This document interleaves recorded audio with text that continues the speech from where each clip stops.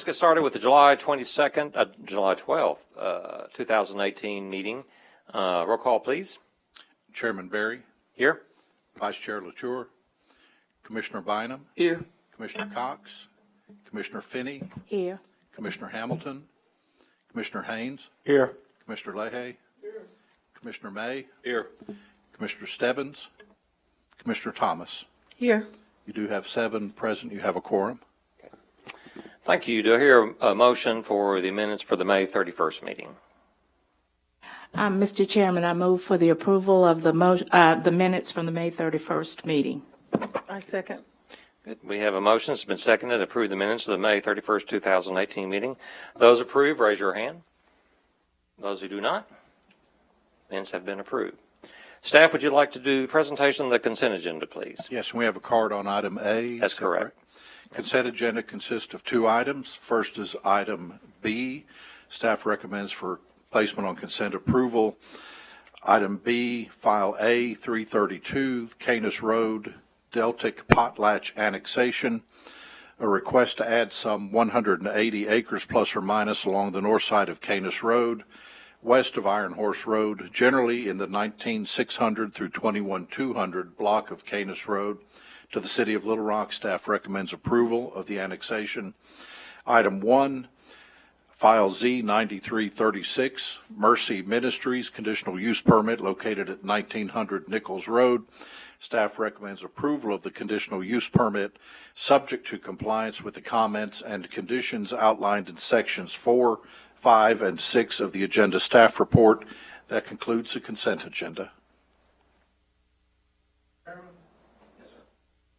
I have to recuse on the consent agenda since I have an item on there. Thank you, Commissioner Leahy. That means we still have 6. So that's a quorum enough to vote. Is that correct? Do you hear a motion for the consent agenda as read by staff? Mr. Chairman, I move for the approval of the consent agenda with all staff conditions, recommendations, and comments. Oh, thank you. Do I hear a second for that? Okay, we have a motion for this consent agenda has been seconded. Those approve, raise your hand. Those who do not, consent agenda has passed. So we have one item that's going to be on the regular agenda, and that will be the River Market District overlay amendment. So staff will lead that discussion. Thank you.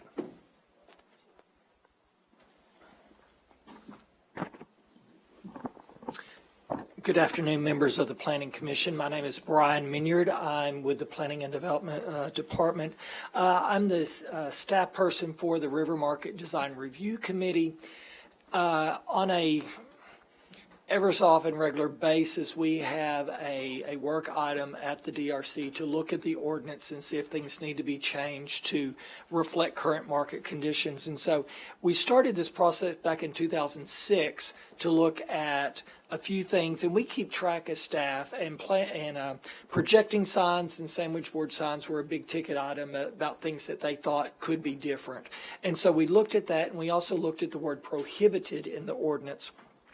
When the word prohibited is in the ordinance, if we change that slightly, what it does, it enables the applicant to go to the Board of Adjustment with a 1 month turnaround instead of going to the Planning Commission and Board of Directors to change the ordinance for a 3 or 4 month turnaround. So that is a lot more user-friendly, as they say. Another item that they looked at was the proposed change of prohibition on internally lit signs.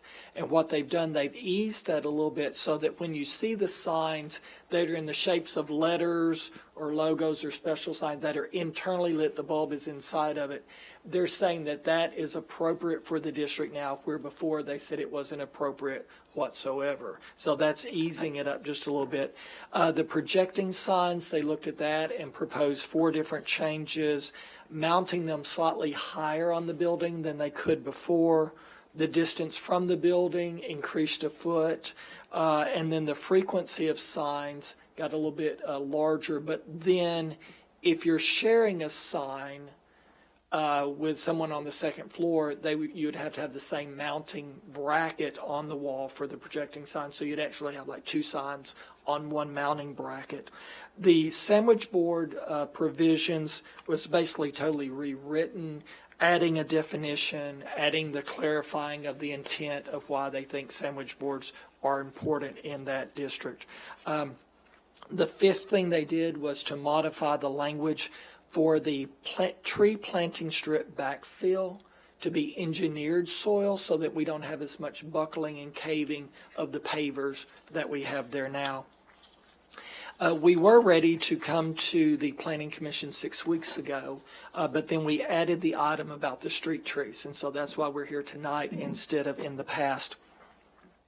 In the May and June regularly scheduled meetings of the River Market Design Review Committee, Parks and Recreation came to the district, came to the committee and said that they need to look at the street trees for the maple trees. Parks came to both meetings, both the May and the June meeting. We had citizens present at both of them. Parks recommended 4 different types of street trees for the committee to look at, to approve. They came back with a matrix of pros and cons, size, color, shape, all of that to look at. And with the input, discussion between the commissioners, et cetera, the committee did approve to go with a Gingko tree instead of the autumn blaze maple trees that we have. If you take a walk down the street and look, you'll see that a lot of the trees are unhealthy. They're misshapen now because of pruning out the dead tree. There are holes where they haven't been replaced, and the bark just seems to explode off of the side of the tree, which is obviously not a good thing. So this ordinance, the River Market DOD, actually specifies this tree is on this street, that tree's on that street. It's not unusual. We have other design overlay districts that talk about different trees in different areas, so that's why we're here looking at that. We did mailings to all of the property owners and all of the business owners that we could find with the business license. Mailed that 2 different times to them to notify them of the meeting at the Design Review Committee and the meeting tonight here at the Planning Commission. I have not received any comments myself as to any of the changes that are proposed. So all of these changes went through the Design Review Committee with multiple times talking about it and discussing and going back and forth. So they are certainly in support of the changes. Thank you. Why don't we go ahead and have one card. Who wishes to speak in opposition? Joe Melton, would you like to approach the lectern and state your concerns? Thank you for hearing me. My family's on property in the River Market in the 300 block.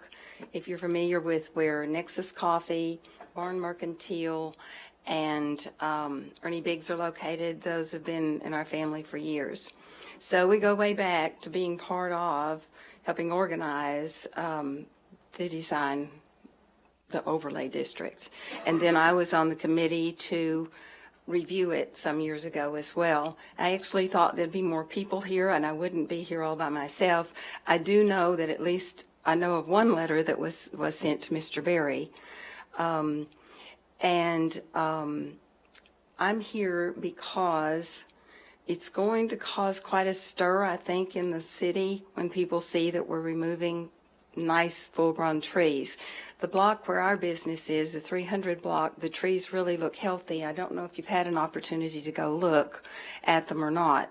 So I had asked at the DRC committee meeting where I went if we might save the trees in that block.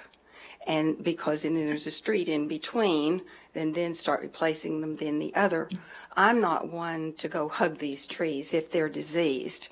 It appears to me, though, if they were trimmed back and the sprinkler systems, which I don't know where all the sprinklers are broken, but they have been for some time, so that might have contributed to the trees not doing well. I don't know.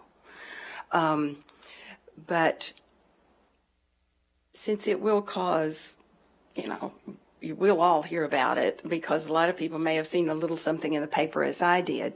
But I'm not saying I'm totally opposed to doing this. I think we better think about this. The DRC committee was asked if they would endorse this. they chose a tree. They did not say we endorse replacing all the trees, because I was at the meeting. They said we can choose another type tree, but it's not our, it's not our purview to be doing this. So I just want to be sure you're all aware. If you go into the river market, it looks really wonderful and shady now. Our tenants love the trees, and they're about 8 inches wide or so now. We're going to be replacing with trees 10 to 12 feet tall, I'm told. So I just want you to be aware of what you're voting on, and you may be already. I apologize if you are, but that's where I'm coming from. I'm concerned how the reaction's going to be to this when we totally take out all those trees. Is it possible to just replace the ones that really are diseased? But even better yet, would it be possible to just trim what we have there? And that's all I really have to say. I appreciate it. Okay. Thank you for sharing your comments with us. Staff, anyone, Brian or anyone from Parks want to get up and speak, I'd like to address her concerns and maybe some questions there might be about why the species change and what will be the phasing of the tree replacements. Good afternoon. Thank you. My name is John Eckert. I'm the Director of Parks and Recreation. I have Robbie Hudson's our arborist and Ernie Moix is our horticulturist. Initially, we've got a lot of feedback from people in the area and other management that the trees we need to take a look at the trees and the current condition. And after doing that, we went through and evaluated all of the current condition of the existing trees, the trees that have died and have not been replaced. And I think, Darnie, did you bring that report? Yes, sir. You can go ahead and explain that. Okay. Actually, varies a little bit because we've looked at it at different times, but there's 15 trees shown to be totally missing. There's 33 trees that are poor or in need of replacing, and that's a total of 48 trees out of 85 trees. This includes some in the plazas that our original estimate of 50 trees was from President Clinton from the La Harpe all the way to the I-30 bridge, and that's at 59 trees. So there's a little, if we replace in the St. Vincent's Plaza, for instance, there's 8 trees. They all need to be replaced. And what we found with the autumn blaze maple is it's just not a suitable tree for the urban environment. I'm not an expert on trees, these guys are, but if you can speak to what they're experiencing, why they're failing, and the experience with the Gingko, which was the approved tree by the committee. Go ahead. Sure. Yeah, the problem we have with the autumn blaze maple, and we've been having this for probably about 12 years now, every winter we have to go in and wrap the trunks of the tree with a tree protectant. The bark on the autumn blaze maple is so thin, if you'll go down and look on the southwest side of the tree, that's where the trunk's damaged at, on almost all of the trees down there. And what that is in the wintertime, when the sap is frozen, the southwest sun hits the asphalt and the concrete, and it thaws, and then it freezes again at night. Just like a pipe, it expands and cracks, and that's what we're having. That's why the trees, they don't have a disease, they have structural damage. So now the next time we get a strong wind coming down Clinton Avenue, we're liable to have more trees on the road like we have in the past. So going with a Gingko tree, you're going to have a tree that has a stronger trunk and a tree that won't have the structural damage from the sun in the wintertime. Okay. Thank you. Commissioners, any other questions, comments? Staff? John, if you would speak a little bit, or your staff, about how we're going to replace those, that it's going to be, pull one out, put one in its place. So kind of talk about how we're going to go replacing that. I think that's also one of their concerns. The goal would be to replace overnight. We wouldn't be cutting and leaving trunks for an extended period of time. It would be a quick process, coming in and replacing, or cutting the trees, grinding the stumps down, and then replacing shortly thereafter. So it'll be done overnight. There won't be any traffic congestion due to this work, and it should be minimal invasive to the district as well. Would you be replacing only the unhealthy looking ones at first, or are you going to replace all 59 at once with Gingko? All 59 at once. All 59 That's at gonna be once. cost effective, and also from a aesthetic point of view, you're going to have all the same size and kind of trees in there. You're not going to have the red maples that are quite a bit taller than the new trees will be. How tall are the Gingko saplings going to Okay, be? well, the problem with the height is you can only get a 3-inch caliper tree to go in that 4 foot by 4 foot area in the concrete. So a 3-inch caliber tree is listed somewhere around 10 to 12 feet tall as in the American Association of Nurserymen Standards. It will be an adjustment for a year or two, but after that point, it will be a consistent look aesthetically, and we will have a tree that's going to be sustainable in that urban environment. Any thoughts? I'm sorry, just clarification. Did you said the initial total was at 85 total trees, but only 59 are affected? Is that? There's 85 autumn blaze maples down there in the district right now. Excuse me. Some of them go into the Riverfront Park area in what we call the plazas. And so if the bid that we put out and got a estimate on was from La Hart Boulevard straight down President Clinton to the Interstate 30 bridge overpass. And that was the 59 trees. Okay. Brian, did this change does include the plazas? No, we're not changing. No, so it'll be just the Clinton corridor. Just the Clinton corridor. Yeah, I guess, not to take up too much time, I guess the concern I would think publicly would be understanding there's economic logic and great arbor science behind replacing out the maples over a period of time. I guess doing 59 at once, the optics, I think, would concern. You're right, it would be an adjustment. It gives me pause if in an ideal world you could replace those that are unhealthy and phase the other ones in as they become unhealthy in terms of replacement. And I don't know if you can speak to that or not. What'll happen is you'll get different varying heights. Now, if you're talking maybe within a year, that's not going to be a problem. But if you're talking about waiting until some of the red maples start going downhill and getting poor condition, that may be 4 to 5 years, maybe even a little longer on some of them. So you're going to come back and replace a new Gingko with a Gingko that's been out there for 5 to 6 years. And that is going to be a difference in height. Yes, sir. I just want to avoid the optics of what happened on Main Street when that happened. So just concern for the city, that's all. Any more questions? So my question is, aesthetically, it's going to look better if they're all replaced at one time and not phased in, is what you're saying? Yes, ma'am. Okay. I would want to mention, though, the Gingko is quite beautiful in the fall. I don't know if you've seen them before, but it's going to be a great optic in the fall when you have all these trees replaced. They are a slow-growing tree. I've got one in my yard. They are, and that's a good thing for the urban environment. Yes, I know. Okay. Commission also wanted to clarify the replacement. And John did mention and emphasize that when they take down a tree, they replace a tree. I think one of the questions that was brought up, and you referenced it, Chairman Berry, was the Main Street. Now, in that scenario, they cut down all the trees and then it set for a while. And that's where he was trying to explain that they're not going to set for a while. Whenever they do cut one and grind one, a tree will go in its place right then.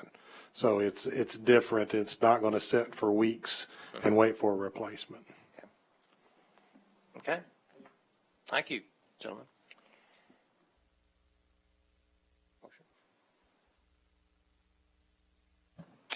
Mr. Chair, I move for the approval of item A with all staff comments, conditions, and recommendations. Do we hear a second? Second. Okay. We have a motion for this application for the River Market Street amendments as presented with staff recommendations, and it's been seconded. All those for that application, raise your hand. And those opposed? Motion passes. There being no other business, we are open for citizen communications. This does, by the way, this goes to the board next, right? So there's more opportunity to speak to the issue. Anyone else for the good of the order, the spirit of the Corps, that we? Oh yeah, for citizen communications, yes, it's all free.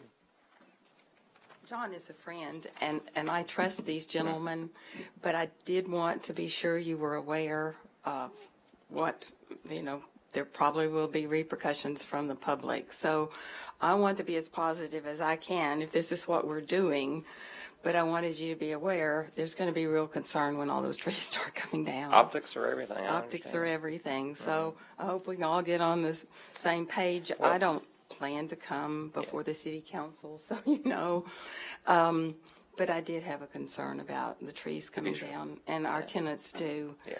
So I appreciate that you heard me, and I am hoping, and I don't know if this comes before you, but I have a dream that if the Ginkgos are coming, and it sounds they are, can we consider getting electricity and light up that area down there, because we really need to, if we take something out, can we offer the public something back? I'm just throwing that out there. Well noted. Thank you very much for that suggestion. Okay. Being no further business, we are adjourned.